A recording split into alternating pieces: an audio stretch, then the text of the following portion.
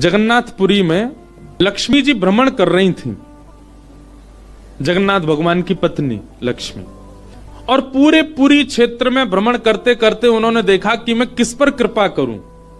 तो सबसे पहले लक्ष्मी जी गई अर्चकों के पास, जो जगन्नाथ जी को उठाते, सुलाते, खिलाते, नहलाते, भोजन प्रसाद कराते।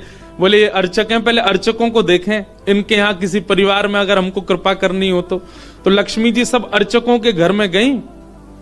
देखा महाराज सूर्य उदय हो गया, ये तो अभी सो ही रहे हैं, ना आचार विचार शुद्ध, ना खान पान की शुद्धि। लक्ष्मी जी ने देखा महाराज सबरे पुजारी, अर्चक, साधक लेट लेट तक सो रहे हैं, ना आचार विचार शुद्ध, ना खान पान की शुद्धि, ना वस्त्रादि धुले हुए, एक ही वस्त्र हैं, 5-5 दिन तक उन्हीं को पहनने हैं। लक्ष्मी जी बोली ये मेरे रहने लायक स्थान नहीं है, इसको यहां नहीं आऊंगी मैं। और तभी लक्ष्मी जी ने आगे जाकर के देखा कि वह परिवार जिनको झाड़ू लगाने की सेवा थी, नाली आदि साफ करने की सेवा थी, जिनको मंदिर में प्रवेश तक नहीं करने दिया जाता, उनके घर में गोबर का चौका, सब ब्रह्म मुहूर्त में उठ गए हैं, तुलसी जी को जल दे रहे हैं, घर में बिल्कुल शुद्ध भोजन बन रहा है, आचार विचार की शुद्धि, हाथ स्वच्छ हैं, पैर बच, जन्म से उनकी जाति कहीं ऊंची नहीं है, लेकिन बाकी सब कुछ उनका स्वस्थ था, बिल्कुल शुद्ध था। लक्ष्मी जी बोली ये अच्छी है, इसके यहां मैं जाऊंगी। लक्ष्मी जी प्रत्यक्ष प्रकट हो गई उनके घर में जाकर के। अब वे तो बेचारे छोटे मोटे लोग, बेचारे ज्यादा धनवान तो थे नहीं। उन्होंने जब देखा कि अत्यंत गहने पहन रखे हैं, ऐसी मधुर सुगंधी आ रही है, रूप देख करके नेत्रों के पलक नहीं झपके जा रहे, सबने दंडवत प्रणाम किया। बोले आपका परिचय? बोले हम जगन्नाथ जी की गृहिणी हैं, साक्षात लक्ष्मी। वे सब घर के लोग, अरे हमारे घर का तो जल भी आपके स्पर्श योग्य नहीं है, हम तो ऐसे लोग हैं, हम तो नीचे लोग हैं। ये लक्ष्मी जी बोली ये सब बात नहीं करो, हम लोग ठाकुर जी ये सब विचार नहीं करते। तुम्हारा आचरण देखो कितना शुद्ध, तुम्हारे व्यवहार कितना शुद्ध, तुम्हारी बुद्धि कितनी शुद्ध है। और सुनो, चौकी लगाओ, जो भी घर में बना है प्रत्यक्ष थाल में पधराओ, हम तुम्हारे यहां प्रसाद पा करके जाएंगे। पूरा घर भाव विवल हो गया, सबके नेत्रों में आंसू, साक्षात लक्ष्मी जी आई हैं, सबने पवाया। लक्ष्मी जी प्रेम से प्रसाद पा रही थी, तभी जगन्नाथ जी के बगल में ही विराजती हैं सुभद्रा जी, सुभद्रा जी के बगल में विराजते हैं श्री बलराम जी। बलराम जी भ्रमण कर रहे थे पुरी में, भ्रमण करते करते वो घर घरों में झांक के देख रहे थे क्या हो रहा है। जैसे ही उस घर में झांक के देखा तो श्री लक्ष्मी जी प्रसाद पा रहे हैं। बलराम जी बोले राम राम राम राम राम राम, ये झाड़ू पोंछा बर्तन करने वाले लोग, इनके यहां पर चले जाओ, इन पर कृपा करो, पर भैया इनके यहां तो भक्ष भक्ष भी बनता होगा, मांस भी बनता होगा, और ये लक्ष्मी जी यहां बैठ करके प्रसाद पा रही, हमारी घर की बेटी, हमारी घर की बहू, बिल्कुल आचार विचार की शुद्धि नहीं रखी। बलराम जी की नाक फूल गई महाराज, आकर के कुछ बोले तो नहीं, मंदिर में आके बैठ गए। तो लक्ष्मी जी प्रसाद बनाती हैं, जैसे ही भोग रखा गया जगन्नाथ जी के आगे, बलभद्र सुभद्रा जी तुरंत हाथ पांव धो के बैठ गए। बलराम जी अपने सिंहासन से ही नहीं उठे, नाक फुला के बैठे हैं। जगन्नाथ जी बोले भैया आ जाओ, भोग आएगा, हमें नहीं पाना, तुम लोग पाओ। क्यों, क्या हो गया? अब क्या बोले, अब तो सब आचार विचार सब खत्म हो चुका है। परमात्मा होते हुए भी हमारे यहां आचार विचार नहीं चल रहा है, तो फिर इंसान क्या आचार विचार का पालन करेगा? जगन्नाथ जी बोले भाई कोई बात पर बुरा मान गए जे, तो इनसे बात करें। जगन्नाथ जी गए, भैया कहा भयो, आप इतने उदास क्यों, इतने नाराज क्यों? सब बात बताई बलराम जी ने। बोले लक्ष्मी जी आज सुबह सुबह एक ऐसे के घर में गई और वहां जाके प्रसाद पा रही थी, बिल्कुल विचार नहीं किया, कहां शुद्धता कहां अपवित्रता। हम तो इनके हाथ का बना भोजन नहीं करेंगे। अब जगन्नाथ जी बड़ी दुविधा में पड़ गए, यदि पाऊं तो भैया नाराज बैठे, भैया कहेंगे मैं नाराज हूं, इससे को कोई फर्क नहीं पड़ा है, फिर भी पा रहा है, और नहीं पाऊं तो लक्ष्मी जी टेढ़ी टेढ़ी देख रही हैं कि मैंने बनाया ये पा क्यों नहीं रहे। जगन्नाथ जी बोले लक्ष्मी जी को तो मना लिया जाएगा बाद में, पर ये नहीं माने ना, ये तो शेषनाग हैं, इनको ज्यादा ही क्रोध आ गया तो जोर से सिर हिला देंगे, प्रलय और हो जाएगा। जगन्नाथ जी ने लक्ष्मी जी से कहा देखो भैया नहीं पा रहे तो हम भी नहीं पाएंगे। लक्ष्मी जी बोले कोई बात नहीं। एक दिन नहीं पाया, दूसरे दिन फिर लक्ष्मी जी ने बनाया, फिर नहीं पाया, तीसरे दिन फिर लक्ष्मी जी ने प्रसाद पधराया, फिर नहीं पाया। तो लक्ष्मी जी बोली भाई कोई बात है तो हमसे बोलो सीधे, ये प्रसाद रोज छोड़ देना ये कैसा तरीका है आपका नाराज होने का। कहीं बलराम जी बोलते हुए सुन लिए लक्ष्मी जी ने कि भाई इनके हाथ का बना हम नहीं पाएंगे। लक्ष्मी जी ने जाकर के जगन्नाथ जी से कहा देखो संपूर्ण जगन्नाथपुरी में प्रसाद बनाने की सेवा हमारी, और आपके भैया कह रहे हैं कि हमारे हाथ का बना पाएंगे नहीं, जब हमारी सेवा लेनी नहीं तो फिर हम यहां क्यों रहें, इसलिए आप हमको आज्ञा दें। अब हम जहां हमारा सुख है हम वहां चले जाते हैं, हम चले जाते हैं श्री क्षेत्र से। जगन्नाथ प्रभु कुछ, अच्छा जगन्नाथ जी को भी लीला करनी है इसलिए वो कुछ नहीं बोले। अब कुछ नहीं बोले तो लक्ष्मी जी समझ गई, बोले मौन मतलब हां ही होता है। लक्ष्मी जी बोले ठीक है आप लोग शयन करो, रात्रि का समय, बलभद्र सुभद्रा जगन्नाथ जी के कपाट बंद हो गए। लक्ष्मी जी बोली अब हम जा रही हैं, और मंदिर से श्री लक्ष्मी जी चली गई। प्रातः काल ब्रह्म मुहूर्त का समय हुआ। महाराज जगन्नाथ जी बलराम जी जैसे ही उठे तो क्या पाया, नीचे फर्श पे पड़े थे। कहां सोने के सिंहासन पर सोते थे, सोने के बिस्तर पर सोते थे, बढ़िया लत्ता पहन के रहते थे, गले में स्वर्ण की मालाएं, हाथ में स्वर्ण के कड़ूला, पाम में स्वर्ण के कड़ूला आदि सब पहन के सोते थे। लेकिन लक्ष्मी चली गई तो सब चला गया। सवेरे उठे तो फर्श पे पड़े थे। बलराम जी बोले लाला जी कहाँ है वो, हमारे सिंहासन वगैरह कहां चले गए। ठाकुर जी बोले लक्ष्मी जी चली गई ना, लक्ष्मी तो मतलब सब होता है।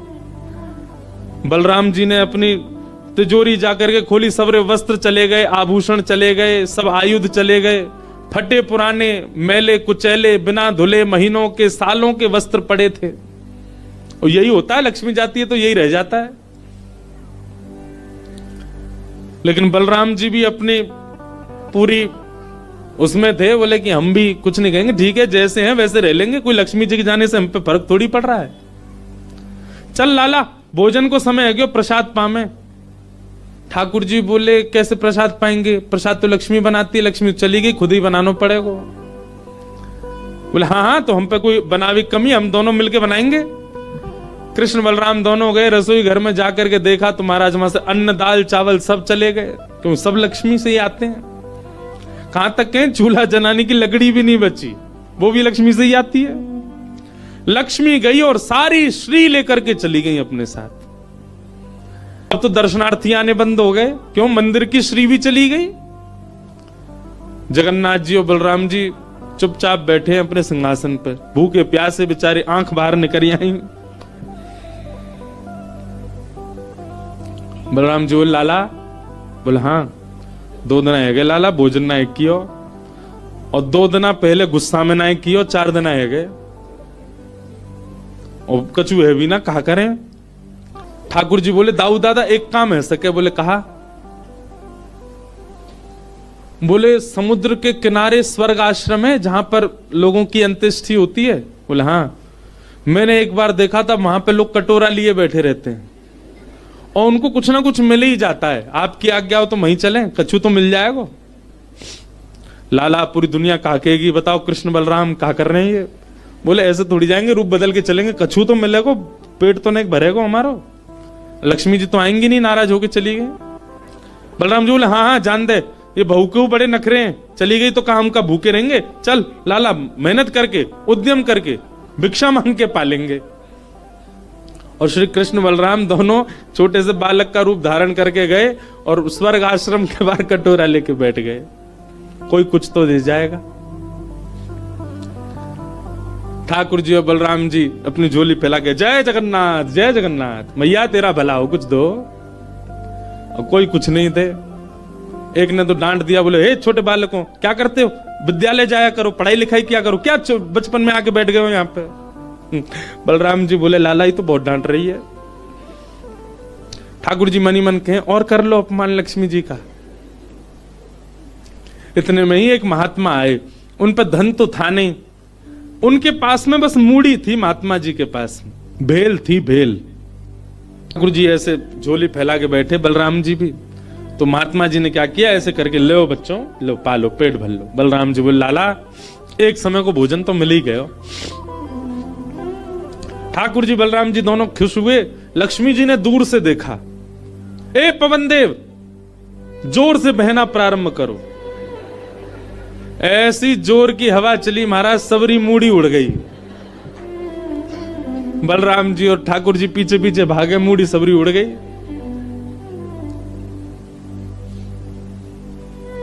बलराम जी बोले लाला ये क्या हो गया?